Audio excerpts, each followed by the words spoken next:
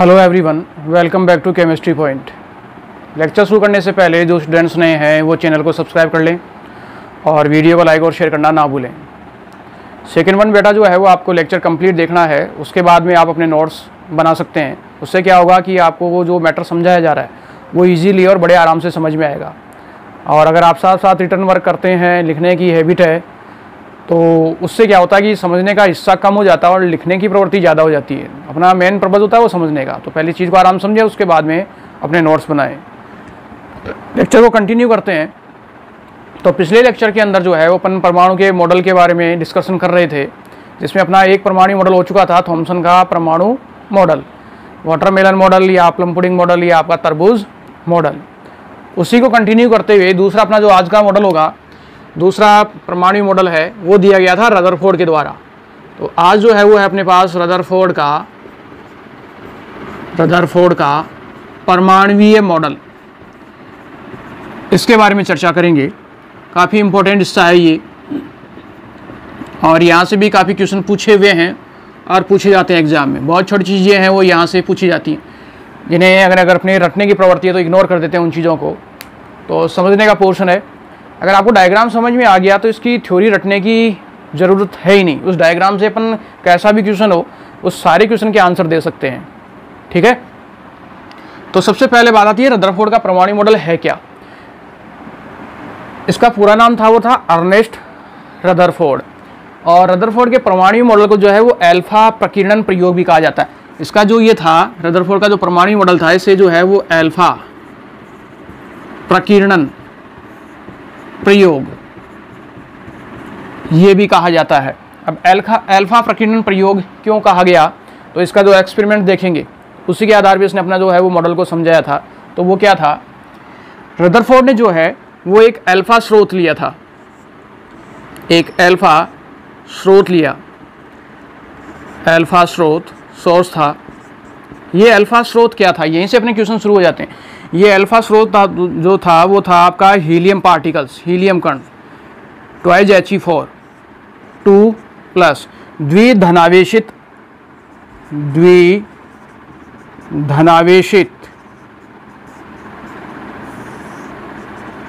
Ion. ठीक है, ये द्विधनावेशित परमाणु था, आयन था। वो क्या था, ट्वाइज He4, हीलियम का द्विधनावेशित आयन। इसने इसको सोर्स के रूप में चुना था, स्रोत के रूप में चुना था। इस सोर्स से इसने क्या की, यहाँ इसके सामने रखी एक स्लिट, यहाँ पे सामने जो है वो स्लिट रखी गई थी। अब ये स्लिट क्या है, ये स्लिट की स्थिति कैसी होती है, जिनके फिजिक्स है उनमें पढ़ा होगा, ज़्यादा मैं डीपली जाऊँगा नहीं। वहाँ पे अपने पास था यंग द्विस्लिट का प्रयोग, पढ़ा हुआ है जिनके अगर फिजिक्स है, यंग द्विस्लिट का प्रयोग। उसमें क्या होता है, इसको रफली यूँ समझें, रफ ले रहा हूँ मैं, कि मेरे पास जो है वो एक दीवार है पूरी, दीवार के उधर, दीवार के पूर्व दिशा की ओर सूर्य है, या मेरे पास कोई ऐसा स्रोत है जिसके से मैं प्रकाश को डाल सकूं। ठीक है, तो दीवार के मान लिया दूसरी तरफ जो है पूर्व दिशा की तरफ सूर्य है। अब मैं हूं उसके दीवार के पश्चिम दिशा में, तो उस दीवार में मैं क्या करता हूँ, एक होल करता हूँ, एक छेद करता हूँ, गोल छेद बिल्कुल छोटा। अब उस होल में से मेरी तरफ सूर्य की किरणें आती हैं, वो बिल्कुल सीधी स्ट्रेट लाइन में, सीधी सरल रेखा में गमन करती है और मेरी तरफ आती हैं। उनका बिखराव नहीं होता है, वो एक पुंज और समूह के रूप में आती हैं। तो ये काम होता है कि ये जो स्लिट होती हैं वो स्लिट क्या करती हैं, इस स्रोत से अल्फा किरणें निकलेंगी, यहाँ से जो अल्फा किरणें निकलेंगी वो सीधी स्ट्रेट समूह के रूप में, एक बंडल के रूप में बाहर निकलेंगी। ठीक है, तो यहाँ जो है वो स्लिट रखी जाती हैं। अब इन अल्फा किरणों को रदरफोर्ड ने कहाँ डाला, तो उसने स्लिट के बाद में जो है वो यहाँ इस जगह एक सोने की पतली झिल्ली, उसका प्रयोग किया। सोने की पतली झिल्ली को रखा और इस सोने की पतली झिल्ली के ऊपर अल्फा कणों की इसने बमबारी की। ठीक है, ये किरणें जो हैं वो यहाँ इस सोने की पतली झिल्ली के ऊपर, सतह के ऊपर आके टकराती हैं। और टकराने के बाद में क्या हुआ, उन चीज़ों को निष्कर्ष करने के लिए, उन चीज़ों को देखने के लिए उसने इसके जो है वो पीछे की ओर एक पर्दे का प्रयोग किया, और वो पर्दा जिंक सल्फाइड से लेपित था। तो ये जो था वो था ZnS से लेपित पर्दा। यानी अपने प्रयोग को देखने के लिए कि इस दौरान कौन कौन सी घटनाएं घटी, क्या चीज़ें जो हैं वो प्राप्त हो रही हैं, क्या निष्कर्ष उसको देने हैं, इन सब चीज़ों को एनालिसिस करने के लिए उसने क्या किया, इसकी किरणों के मार्ग के अवरोध में इसने पीछे की ओर क्या लगा दिया, जिंक सल्फाइड से लेपित पर्दा लगा दिया, ताकि वो उन चीज़ों को देख सके और अपना रिजल्ट दे सके। तो जिंक सल्फाइड से लेपित पर्दा रखा। अब यहाँ इसने जो है वो अल्फा स्रोत से अल्फा किरणों को डाला, जो एक स्लिट से होकर गुजरती हैं और सोने की पतली झिल्ली के ऊपर आके टकराती हैं। जैसे ही ये अल्फा कणों की बमबारी सोने की पतली झिल्ली के ऊपर करता है, तो इसके फलस्वरूप उसने कुछ चीज़ें देखी। अब वो क्या देखी उसने कि अधिकांश जो किरणें थी वो यहाँ इस जगह मिलती हैं, कुछ जो है वो डाइवर्ट भी होती हैं, कुछ ऊपर की ओर हैं, कुछ नीचे की ओर हैं, कुछ तिरछी भी हैं, इस तरीके से। ठीक है, ऐसा कुछ हिस्सा उससे पार्टिकल एक मिला, एक ब्लॉक होल जैसा मिला, एक स्थिति ऐसी मिली। तो ये सारी चीज़ें जो है उसने एनालिसिस की। अब यहाँ जो है ये जो सारी प्रक्रिया है ये किस तरीके से थी, यहाँ क्या हुआ, ऐसा क्या चीज़ उसको देखने को मिली, तो उसको मैं एक अलग हिस्से के रूप में लेता हूँ, अलग हिस्से के रूप में ले रहा हूँ इसी हिस्से को। उसमें क्या था कि यहाँ जो है वो ये हिस्सा, अब रदरफोर्ड को ये ज्ञात था कि ये धनावेशित आयन, इसकी प्रवृत्ति कैसी है, धनावेशित है, ये धनावेश था इसने जो लिया। तो यहाँ जो है वो क्या था कि अधिकांश किरणें जो हैं वो सीधी सरल रेखा में गमन करती हैं, सीधी सरल रेखा में गमन करती हैं। कुछ किरणें ऐसी थी जो यहाँ से टकराकर मूव करके नीचे की ओर यानी तिरछी निकल जाती हैं इस तरीके से, और लगभग 20,000 किरणों में से एक किरण ऐसी थी जो वो किरणें ऐसी थी यहाँ इस जगह, 20,000 किरणों में से, ये पॉजिटिव चार्ज है, 20,000 किरणों में से एक किरण ऐसी थी जो जिस मार्ग से जाती है पुनः उसी मार्ग पे वापस लौट आती है, यानी 180 डिग्री के कोण पर पुनः प्रेक्षित होती है। ये किरण थी वो। अगर ये यहाँ से जाती है तो पुनः इसी मार्ग से वापस लौट आती है। तो जो अधिकांश किरणें थी, अधिकांश किरणें सीधी सरल रेखा में, सीधी सरल रेखा में गमन करती हैं। ये इसने पहली चीज़ देखी। ये जो प्रयोग हुआ इसने पर्दे के ऊपर जो इसको देखने को मिली चीज़ें वो क्या क्या थी, कि अधिकांश जो किरणें हैं वो सीधी सरल रेखा में गमन करती हैं। सेकेंड वन, कुछ किरणें अपने मार्ग से विचलित होती हैं या प्रतिकर्षित होती हैं। अब कुछ किरणें अपने मार्ग से विचलित या प्रतिकर्षित क्यों हुई, कि प्रतिकर्षण वही होता है जहां समान आवेश होता है। समान आवेश एक दूसरे को क्या करता है, प्रतिकर्षित करता है। यहाँ हीलियम कण उसका एक प्रवृत्ति जो है धनावेशित थी, और यहाँ जो रखा हुआ है केंद्रीय हिस्सा उसकी प्रवृत्ति उसने निर्धारित कर ली, वो अपने निष्कर्ष में दी उसने वो चीज़ें। तो उससे टकराकर जो है, इस बिंदु से टकराकर कुछ किरणें तिरछी निकल गई। और तीसरा, लगभग 20,000 किरणों में से 20,000 किरणों में से लगभग एक किरण ऐसी थी जो जिस मार्ग पे जाती है पुनः उसी मार्ग पे वापस लौट आती है। तो इस आधार पे, इस प्रयोग के द्वारा इसने यहाँ जो इस जिंक सल्फाइड से लेपित पर्दे पे देखा, वो ये देखा कि इसने 3 महत्वपूर्ण बिंदु दिए। पहला, कि अधिकांश किरणें जो हैं वो सीधी सरल रेखा में गमन करती हैं। सेकंड, कुछ किरणें अपने मार्ग से विचलित होकर तिरछी निकल जाती हैं। और तीसरा उसने दिया कि लगभग 20,000 किरणों में से एक किरण जो है वो ऐसी है जो जिस मार्ग पे जाती है पुनः उसी मार्ग पे वापस लौट आती है। और ये जो प्रक्रिया हुई कि 20,000 किरणों में से एक किरण वापस लौटती है, ये बड़ी अविश्वसनीय घटना थी अर्नेस्ट रदरफोर्ड के लिए, क्योंकि ये घटना बिल्कुल अचंभित करने वाली थी। ठीक वैसी घटना थी कि जैसे आपने एक तोप के गोले से, 15 इंच के तोप के गोले को आपने तोप से दागा और वो गोला किसी पतले कागज के टुकड़े से टकरा के वापस आप पे ही मार करता है, वापस आप पे ही आक्रमण करता है। ठीक वैसी ही घटना हो गई है। कि जहाँ से वो गोला निकला और वापस उसी जगह वापस आके वो मार करता है, उसी जगह वापस पहुँचता है। ठीक वैसी ही घटना हो गई कुछ ये। तो इस आधार पर इसने ये 3 जो है वो प्रेक्षण दिए, 3 प्रेक्षण उसने देखे। अब इन प्रेक्षणों के आधार पर उसने कुछ निष्कर्ष भी दिए। ठीक है, तो निष्कर्ष पे पहुंचने से पहले एक चीज़ बताना चाहूँगा, वो ये कि यहाँ जो क्वेश्चन बनता है वो ये बनता है कि अमूमन जिसे अपन इग्नोर करते हैं, ये जो सोने की पतली झिल्ली है, ये सोने की जो पतली झिल्ली है, सोने की पतली झिल्ली, ये सोने की जो पतली झिल्ली है, इसका व्यास कितना है, इसका आकार कितना है, ये सबसे इंपॉर्टेंट है, क्वेश्चन पूछ लिया जाता है। तो जो सोने की पतली झिल्ली इसने प्रयोग की थी उसका मान था 0.00001 सेंटीमीटर, या इसे आप यूँ भी कह सकते हो 1 × 10⁻⁵ सेंटीमीटर, या फिर 100 नैनोमीटर।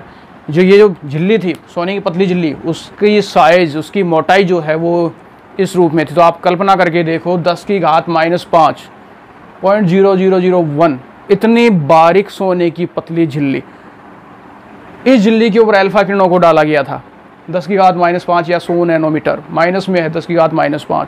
तो इतनी बारीक सोने की पतली झिल्ली के ऊपर अल्फा किरणें डाली गई और उससे उसने अपने प्रेक्षण दिए। अब वो प्रेक्षण क्या क्या थे, तो ये प्रेक्षण अपने पास यहाँ नहीं थे। तो क्वेश्चन जो है उसका ध्यान रखना है, ये क्वेश्चन तो ये पूछा जाता है। ठीक है, तो यहाँ जो है इसको मैं दोबारा रिपीट कर देता हूँ रदरफोर्ड के परमाणु मॉडल को। रदरफोर्ड ने अपने प्रयोग के लिए जो है वो एक अल्फा स्रोत लिया, इस अल्फा स्रोत से अल्फा किरणों की बमबारी उसने जो है सोने की पतली झिल्ली के ऊपर की, जिसके फलस्वरूप उत्पन्न निष्कर्षण को देखने के लिए इसने इसके सामने जिंक सल्फाइड से लेपित पर्दे को रखा और उसके आधार पर इसने निम्न प्रेक्षण दिए। अब वो प्रेक्षण कौन कौन से थे, यहाँ पे दिया हुआ प्रेक्षण शब्द। ठीक है, वो प्रेक्षण कौन कौन से थे, उसका पहला प्रेक्षण क्या था कि अधिकांश किरणें जो है वो सीधी सरल रेखा में गमन करती हैं, ये उसका फर्स्ट प्रेक्षण था। सेकंड, कुछ किरणें ऐसी थी जो अपने मार्ग से विचलित होती हैं, यानी प्रतिकर्षित होती हैं। और थर्ड, लगभग 20,000 किरणों में से एक किरण ऐसी थी जो पुनः उसी मार्ग पे लौटती है जिस मार्ग से वो गमन करती है, यानी 180 डिग्री कोण पे पुनः प्रेक्षित होती है। ये उसने 3 प्रेक्षण दिए और इन 3 प्रेक्षणों के आधार पर रदरफोर्ड ने कुछ निष्कर्ष निकाले। वो निष्कर्ष क्या थे, तो निष्कर्षों की बात की जाए तो इसको मैं रब कर रहा हूँ, तो सिंपल बेटा क्वेश्चनों पे फोकस करना है और इस निष्कर्ष से ही क्वेश्चन पूछे जाते हैं।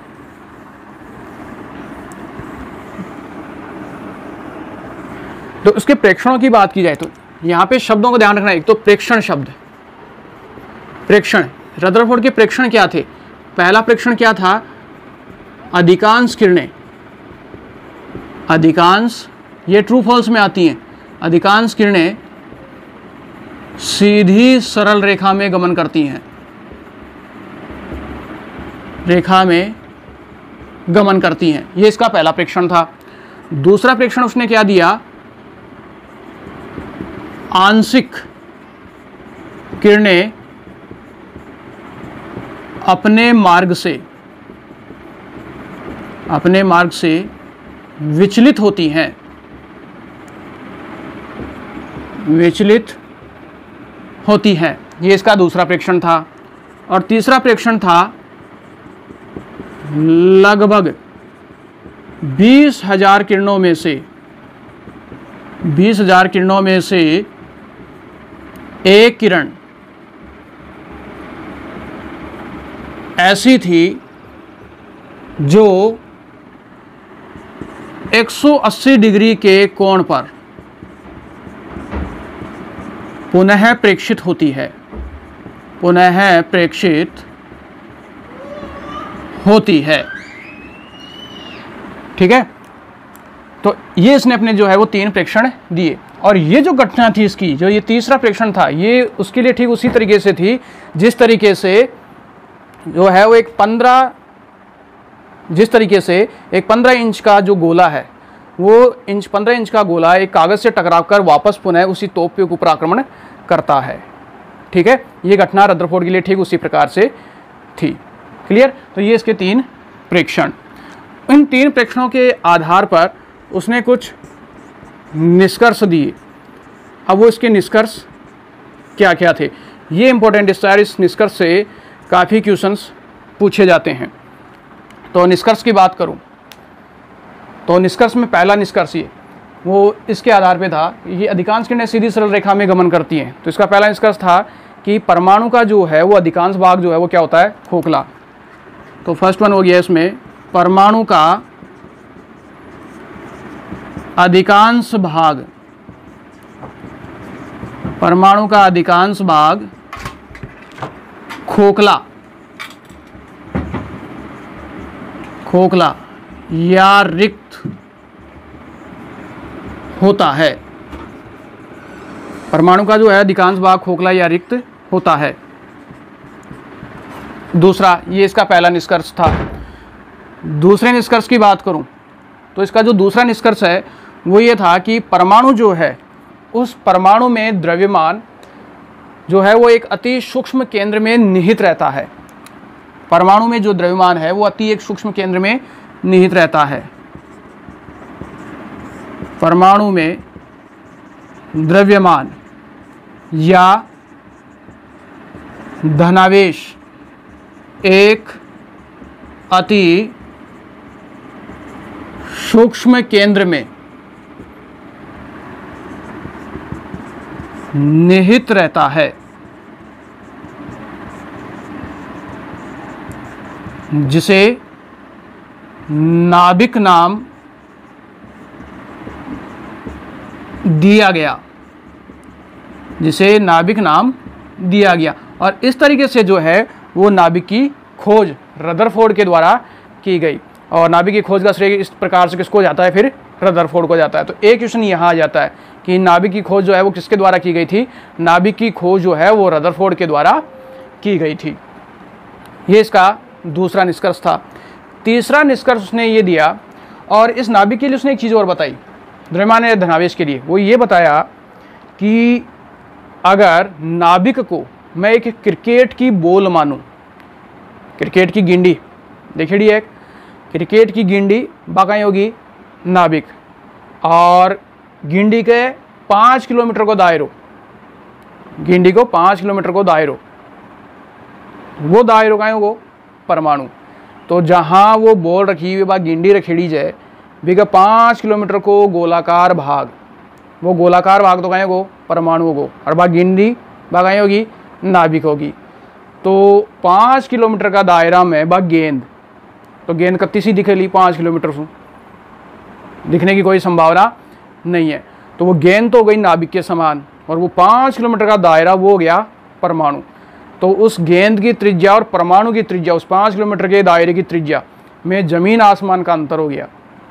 तो नाभिक की जो त्रिज्या है वो उस परमाणु की त्रिज्या का बहुत ही सूक्ष्मतम अल्पतम भाग होता है।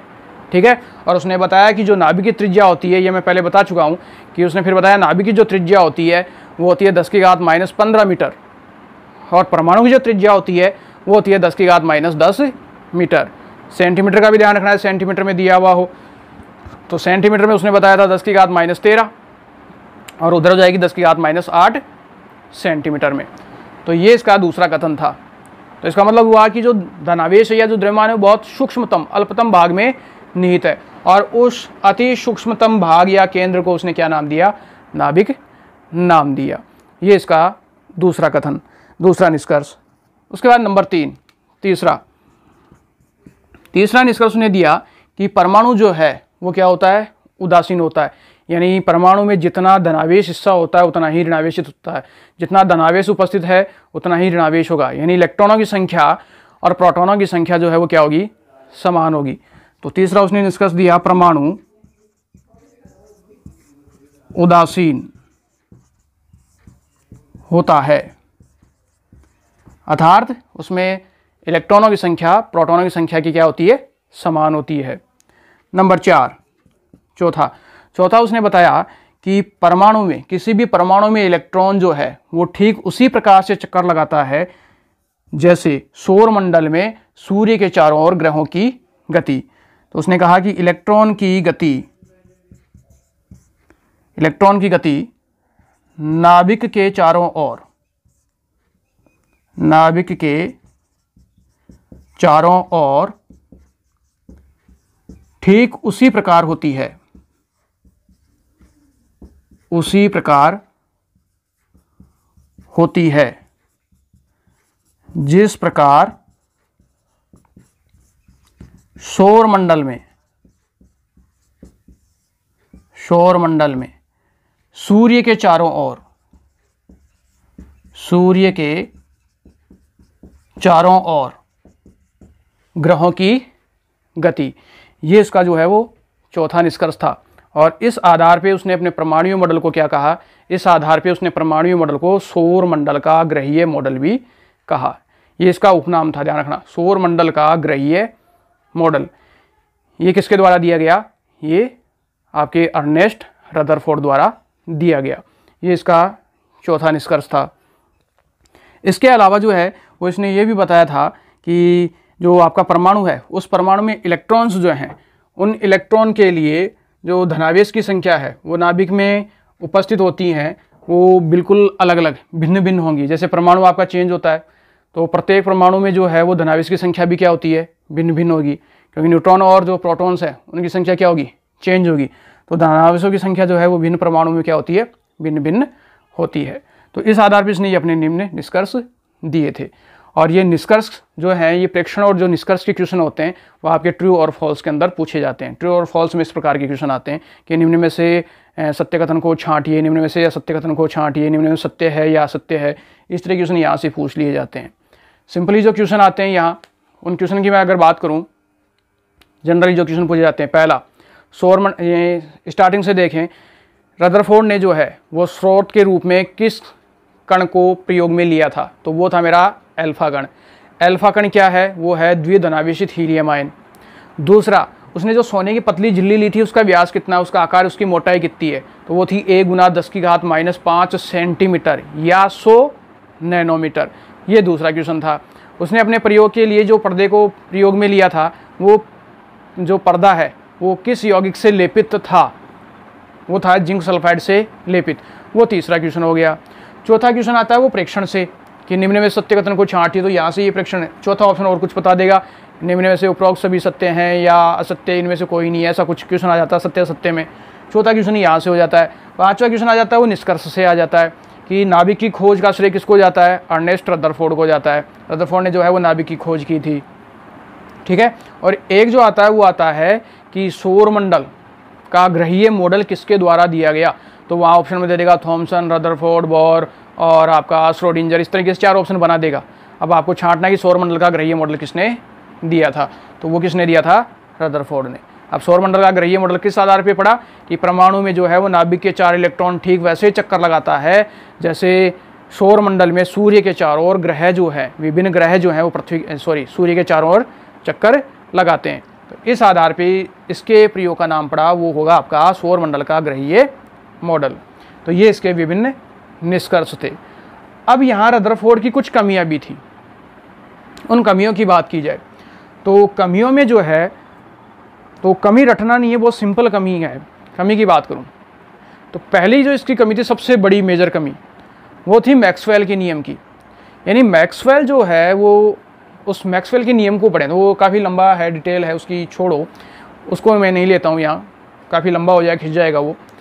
इसको अपनी भाषा में समझते हैं कि मुझे जो है वो एक 5 किलोमीटर के दायरे का एक ग्राउंड है, उसकी परिधि है, सर्किल है, और मुझे निर्देश दिया गया, मुझे कहा गया कि आपको इस सर्किल में 5 किलोमीटर के दायरे के अंदर आपको दौड़ लगानी है, ठीक है। तो मैंने दौड़ लगाना शुरू किया। तो वो स्थिति कैसी होगी, जैसे उसको अगर अपन डायग्राम के रूप में लें, यही इसकी सबसे बड़ी कमी रही जिसको वो समझा नहीं सका।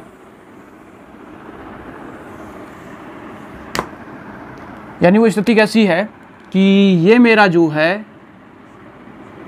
मैं यहाँ इस जगह एक पॉइंट नोट कर दिया मैंने, ये मेरा नाभिक है। अब ये कहता है, रदरफोर्ड ये कहता है कि नाभिक के चारों इलेक्ट्रॉन चक्कर लगाता है। अब नाभिक के चारों इलेक्ट्रॉन चक्कर लगाता है तो ये हो गया इस रदरफोर्ड के अनुसार इलेक्ट्रॉन। तो नाभिक है, और नाभिक के चारों ओर क्या चक्कर लगा रहा है? इलेक्ट्रॉन। ठीक है, अब इसको यूँ समझो कि मैं क्या हूँ?